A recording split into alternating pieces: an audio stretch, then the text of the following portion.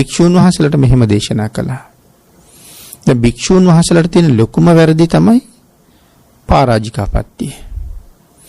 උපසම්පදා භික්ෂූන් වහන්සේ නමක් පරාජිකාපත්තියකට ලක් වුණොත් උන්වහන්සේට එතනින්ම පැවිද්දා හොසි වෙනවා. සිවුරු පොරවාගත්ත කෙනෙක් විතරක් ඉන්නවා. නමුත් ශ්‍රමණ බව නැහැ. ශ්‍රමණ වේශයේ විතරයි තියෙන්නේ. ඔහු ශ්‍රමණ නෙමෙයි.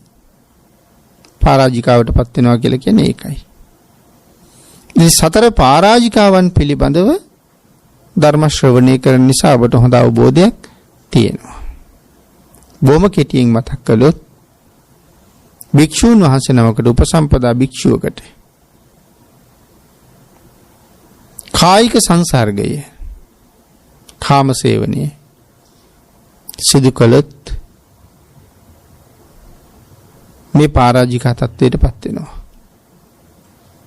ඒක ස්ත්‍රීන් සමග වේවා පුරුෂයන් සමග වේවා કોઈ කාරණාවක් එහෙමයි.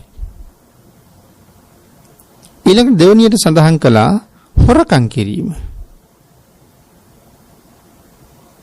එහෙම කළොත් යම් භික්ෂුවක් ඒත් ඔහුගේ පැවිද්ද නැතුව යනවා. පරාජිකාපත්තියකටපත් වෙනවා. ඉතින් මේක දීර්ඝව විස්තර කළ යුතු කරුණු ටිකක් මේ කෙටියෙන් මතක් කරන්නේ. මිනිසෙක් මැරුවොත් පරාජිකා තත්ත්වයටපත් වෙනවා. මිනිසෙක් මැරුවොත් හදිසියේ සතෙක් මැරෙන්න පුළුවන්. එහෙම වෙන එක අනුමත කරන්නේ නැහැ. නමුත් එහෙම වුණොත් පරාජිකාපත්තියකටපත් වෙන්නේ. නමුත් මිනිහෙක් මැරුවොත් පරාජිකාපත්තියකටපත් වෙනවා. පරාද වෙනවා මේ ශාසනය තුලින්. අවසාන එක තමයි නැති ಗುಣ කියන එක. තමන්ගාව නැති ගුණයක්. සෝවාන් වෙලා නැති කෙනෙක්. මම සෝවාන් වෙලා කියලා එක්ක වචනෙන් කියවනවා නැත්නම් ඉංගියෙන් අඟවනවා. මේ සියලු දේවල් තහනම්. සම්බුද්ධ ශාසනයේ කොයිතරම් ශ්‍රේෂ්ඨද නේද පින්නතුනි. එතකොට සඳහන් කළා මේ සේකියා ශික්ෂාපද. ඊට කුඩා ශික්ෂාපද තියෙනවා. සේකියා කියලා විශාල ප්‍රමාණයක් තියෙනවා. ඒ වගේ තියෙන මේ සිවුර පොරවනකොට සිවුර පොරවන්නේ කොහොමද? පාත්‍රය පාවිච්චි කරනකොට පාත්‍රය පාවිච්චි කරන්නේ කොහොමද? ධර්ම දේශනාවක් සිද්ධ කරනකොට ධර්ම දේශනාවක් හරියට කරන්නේ කොහොමද? ශ්‍රාවකයන්ගෙන් චෝදනාවට ලක් නොවි දේශනා කරන්නේ කොහොමද? මෙන්න මේ ආදී වශයෙන් මේ කරුණු සුළු තැන්වල පවා භික්ෂුව හික්මවන්න ඕන නිසා පනවපු කාරණා ටිකක් මේ සේකියා කියලා කියන්නේ ඊටා කුඩා ශික්ෂාපදයක්. නමුත් දේශනාවේ සඳහන් කරනවා ඒ කුඩා ශික්ෂාපදයේ කඩා ගන්න එක කැඩෙන එක පරාජිකාපත්තියකටපත් වුණා හා සමානව කල්පනා කරන්න කියලා. ඒ තරම් කුඩා දෙයට බය වෙන්න කියලා කියනවා. කර්මය පුංචි කියලා දෙයක් නැහැ. ඒකට බය වෙන්න කියලා කියන්නේ. පැහැදිලි කළා පරමාණු තරම් කියලා. දැන් පරමාණු හිතන්නකෝ දැන් අපි ඊටාම පුංචි දෙයකටනේ පරමාණුවක් කියලා කියන්නේ. නමුත් කරන්න පුළුවන් විනාශය කොපමණද? දැන් ඔය පරමාණු බෝම්බ ගැන අපි කතා කරන්නේ. න්‍යෂ්ටික අවියායුධ ගැන. ඊටා කුඩායි. නමුත් කරන්න පුළුවන් විනාශය ඊටාම විශාලයි.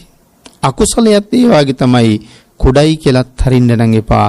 නොසලකා ඉන්න නම් එපා කියලා භාග්‍යතුන් වහන්සේ දේශනා කරන්නේ. එතකොට භික්ෂුවක් සම්බන්ධයෙන් කතා කරනකොට එහෙමයි පැවිද්දෙක් සම්බන්ධයෙන් කතා කරනකොට පොඩි පොඩි වැරදි ගිහි ජීවිතවලත් තියෙනවා.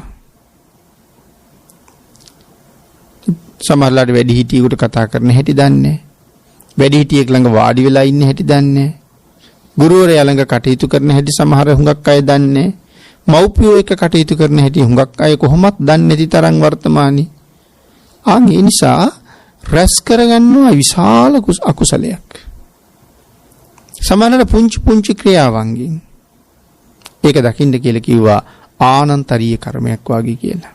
ඊටාම චූටි වරදක් ගැන හිතනකොට ඒක ආනන්තරීය කර්මයක් කළා හා සමානව හිතන්න කියලා දේශනා කළේ. මොකද මනුස්ස ලෝකේ කරන්න තියෙන ලොකුම අකුසල කර්ම වලින් එකක් නේ ආනන්තරීය කර්මය කියලා කියන්නේ. මේ ලෝකේ කරන්න පුළුවන් ලොකුම අකුසල කර්ම 6ක් තියෙනවා ගිහි ජීවිතේක. ගිහි පැවිදි පාටත් ඒක පොදුයි. ඒ තමයි අපි කතා කරන පංචානන්තරීය කර්මය සහ මිත්‍යා දෘෂ්ටික කර්මය.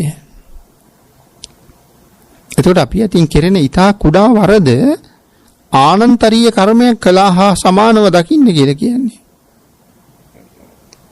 මොකද ආනන්තරීය කර්මයක් කරගත්තොත් යම් කෙනෙක් ඒකාන්තයෙන් අන්තර්කල්පයක් අවීචී දුක් විඳින්න සිද්ධ වෙනවමයි.